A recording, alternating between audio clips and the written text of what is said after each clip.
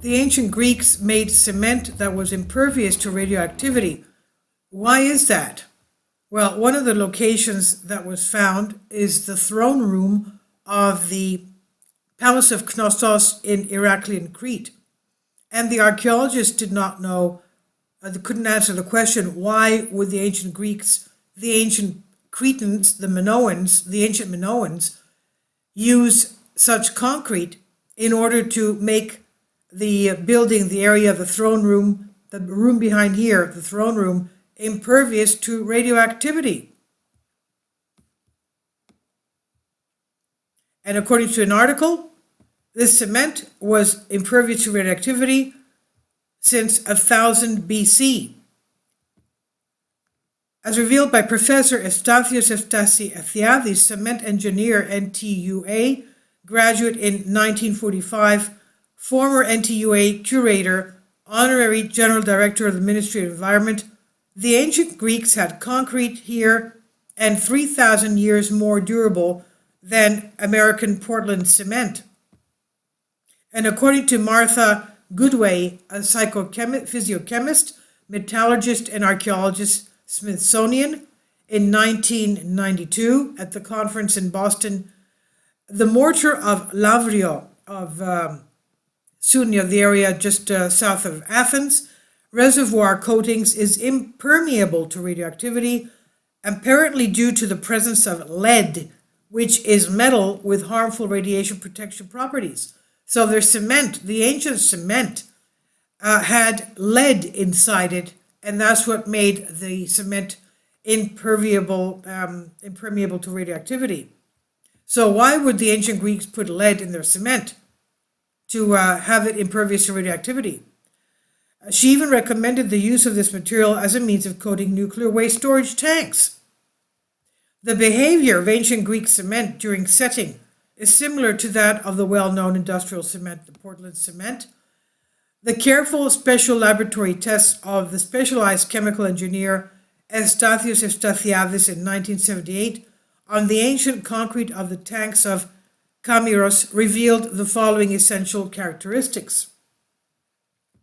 Careful ratio and excellent grading of aggregates, sand, and gravel types, at least 2 and probably 3 different types, both in terms of granulometric and mineralogical composition.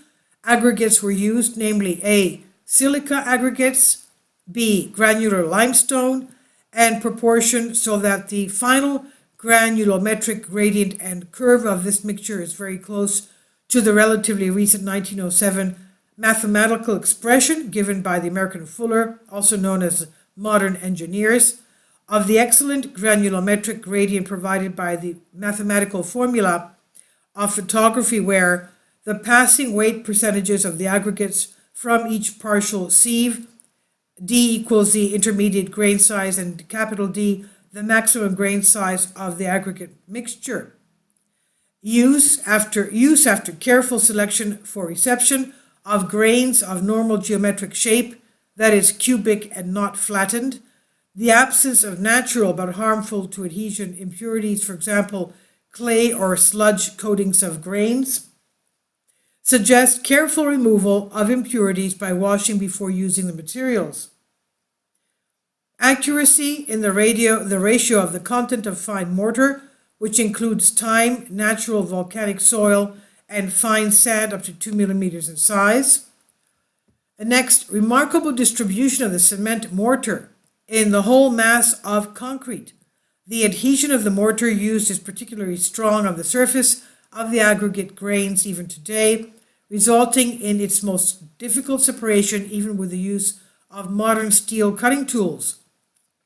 Next, simultaneous and harmonious combination of tightness, high mechanical strength, and continuous mass without cracks, especially in cases of vertical surfaces, for example, tank side walls, which were laid in a formwork, but the correct proportion of water used to mix the concrete was also very important. More or less water in the mixture would have been adverse effect on the harmonious bonding of the materials and the working of the concrete. Square centimeter, classifying it in the category of waterproof cement type B to 120. Research in the USA gave applications of a combination of ancient concrete and present-day Portland cement. A dam was built in Utah in 1987, consisting of 40% Portland cement and 60% cement, a byproduct of the combustion of amorphous silica mass that is chemically identical to volcanic earth, byproduct of power plants. The hydrated Portland yielded the component of calcium hydraulic compounds contained in the chemical compounds of ancient concrete. There are two ASTM standards for mixing artificial volcanic mortar into concrete, C618 and C311. The usual ratio is at least 25% replacement of artificial cement with fly ash from coal burning in power plants. The archaeological site of Tumba Thessaloniki, Salonika, northern Greece, known since 1895, extends on a plateau to the east of the city. It includes the conical hill with successive building phases of the Bronze Age, that's about 2000 BC to 1100 BC, and the Iron Age, 1100 BC to 800 BC, and historical times, 800 BC onwards. The trapezoidal area around the hill with remains of the settlement from the early Iron Age, the Archaic 800 to 480 BC, the Classical 480 to 332 BC, and the early Hellenistic 323 BC to 300 BC. Years, scattered individual facilities within a radius of 500 meters from the settlement and its extensive cemetery. Sample mortars of late Bronze phase 1200 to 1100 BC were studied. Bricks, binder, mortar, and plaster, which were obtained from the inner and outer walls of houses and from remaining walls. The following results were obtained from the combined analysis of particle size distribution, chemical composition, microscopic examination, and determination of mechanical strength.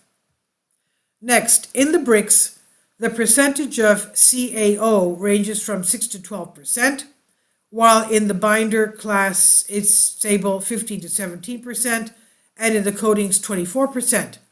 In a retaining south wall plinth, the CaO content was found to be 21%, ranging from 5 to 7 kilograms per square centimeter. There are inclusions in the bricks, ceramic materials, shells, wood fibers, coal grains, pebbles, calcite agglomerates, roots, and salts. From the water reservoir of the city of ancient Chimeras on the island of Rhodes, the Chronicles of 2004 Technical Chronicles starts from the ancient Greek engineers of the Archaic and Classical period with the world pioneering production of Greek binary hydraulic cement and concrete, and continuing its evolutionary course over the centuries. It's inherited from generations to generation by the Greek engineers of the second period. They, like their ancestors, contributing new similar inventions in this field with the production of binary hydraulic tiling, cuirasan, and tiled concrete for underfloor heating, hypocast. This remarkable original topics, which belong to the history of Greek technology, were objects of my laboratory and research technologies during my long academic and professional career immediately after the end of World War II, such as my internationally unknown until 1978 revelation of the methodology technology used by ancient Greek engineers of archaic and classical antiquity for the production of quote-unquote Greek cement in binary form, but produced with a completely different technology adapted to the then technological data and the then needs. Today, technology, on the other hand, uses heavy, bulky installations, which were not necessary at the time, adapted to the international technological data and to today's very large quantitative needs and forward speeds for the completion of projects.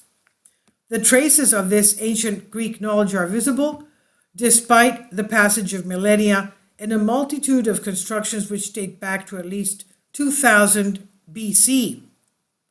The water tank of Chimeras Rhodes, the tanks of mining facilities in Lavrio and Attica, tanks and baths in Aegina, Attica, and Corinth, plumbing installations in Cyprus, the lintel of the treasure of Atreus in Mycene, the underground galleries in Piraeus, Hippodamia plumbing works in Piraeus, the Ilissus Bridge of Athens, the walls of ancient Athens, rainwater tanks in Athens, the pre-monumental water reservoir in the Acropolis of Athens, plaster in the Stoa of Attalus II of Athens, water tank in Oniadis Akarnania, water reservoirs in Olynthos Chalkidiki in northern Greece, water reservoirs in the pyramid of Kefalari Argolida in Argos near Sparta, water reservoirs in the pyramid of Liurio in Argolith near Sparta, bonding mortars in the stepped pyramid of Thebes.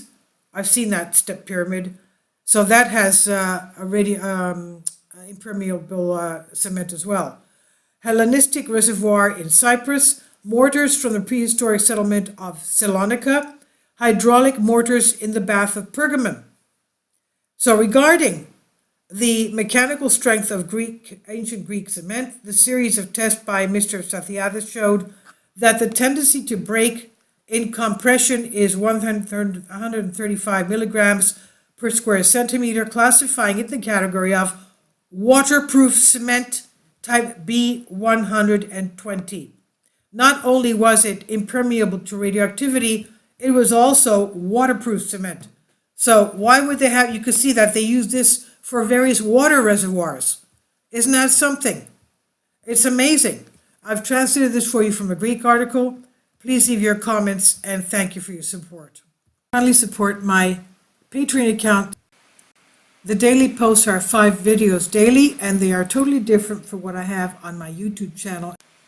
Thank you so much for your support and that you find all my content so interesting. You'll find the Patreon account details in the description box below.